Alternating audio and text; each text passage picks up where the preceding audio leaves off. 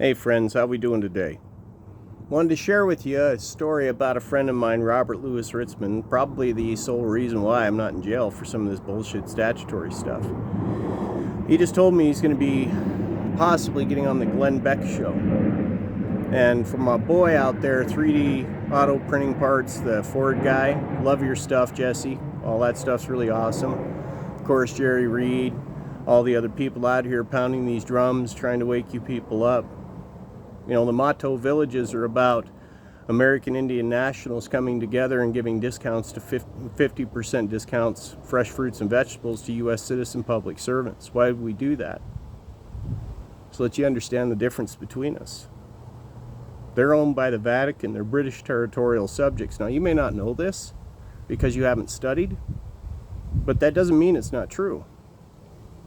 Now, when you get down the road far enough and you realize that everything I've been telling you, everybody else has been telling you, the stuff you'll hear from Robert if he's on Glenn Beck, this is about waking you to the reality of the Satanists that run this world. They're Zionists.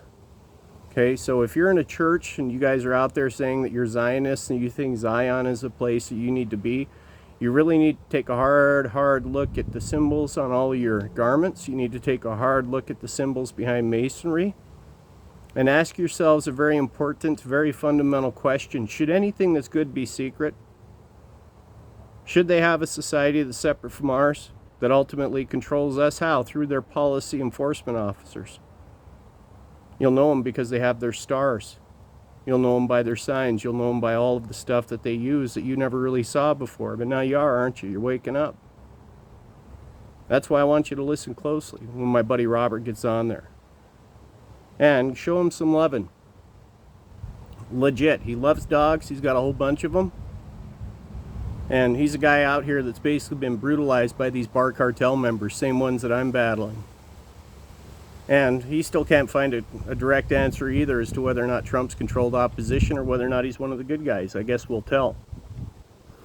But after the July 4th elections for the Mahto tribal councils in all of the villages, i.e. counties, anyone that it stood up in, 12 men, 7 of whom have to be veterans.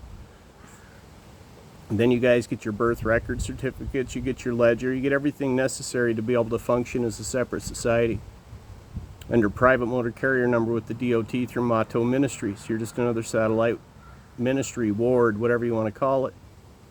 But all the villages are church enclaves first. You use the wampum to trade with. And that wampum is 99% owned by each village. You starting to see why the Mahto Villages were created, folks? Love to take credit for it again, but it's the Most High's design. And it's here for those with ears to hear and eyes to see. So I hope you tune in to Glenn Beck. Keep watching. Keep sharing these videos. And for all the naysayers out there, pull your bottom lips over your head and swallow. Couldn't care less. You're not my target demographic. And I keep blocking your stupid comments because I'm not going to let you preach to my people. I happen to know at least this level of truth, and if you're not at least there, then you need to go find somewhere else if you want to blather whatever incessant moronic comments you little keyboard warriors want to go with. For all of you who have ears to hear and eyes to see, remember, our message is shared with love. We don't care what your religion is. You can be in the Mahto village. You can interact with the businesses on the outside. Those are public. Anybody can use the wampum.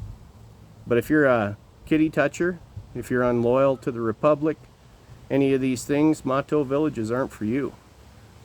And yes, like any other society, we have our own law enforcement that deals with our people. You'll know them because they have a white patch on the right, which is the flag for the Mahto Nation, the Sioux Indian will, on a white square flag because it's a messenger flag. It means we come in peace. We don't conduct traffic stops. That's not who we are. We're not out here trying to enslave anybody. Our members, our law enforcement officers, being all U.S. military veterans only or able to pass an aptitude test, they don't conduct traffic stops, again, because they protect our people. That's their only function out there. And if you have a problem with that, I guess you'd have to explain to us why your average 80 IQ morons somehow magically supersede any of my military veterans who we know are loyal to the Republic, especially since my members are all de jure. All you 14th Amendment U.S. citizens are de facto. You're based out of D.C. You're owned by Britain. Not my fault you're ignorant. But facts are facts. My members are law enforcement officers. They're all U.S. military veterans. Who else do you trust to protect the Republic? And again, under duty as U.S. military veterans, the Mahto Villages were established and designed, having been given, direction from the president when I wrote the White House, telling him everything that was going on at Fort Lewis, and city of Gig Harbor, Kitsap County, trafficking people and racketeering, extortion, child trafficking, child endangerment, parental alienation, all these things that go hand in hand with these psychotic, satanic sacks of shit. And I was told, well, you got to handle on the local level. Sir, yes, sir. Until properly relieved, Mahto Villages and our law enforcement officers after July 4th, the question will have to be asked. Do you have authority that supersedes ours? How did that magically happen, you being foreign and all? Us being the only de jure, truly sovereign band of American Indians, the Assiniboine Sioux. The rest, the 574 federally recognized tribes, they're all U.S. citizen slaves. They're only partially or quasi-sovereign within their own tribal borders. But we all know, don't we?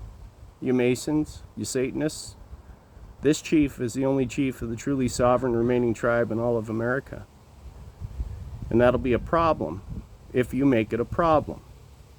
But we're a peaceful, law-abiding nation. We're not here to tear down any societies. We're just here to travel and trade freely amongst ourselves and use our wampum to do our private stuff. And, we teach our members how to use your U.S. dollars and other public entities, those tax-paying LLCs and C-Corps.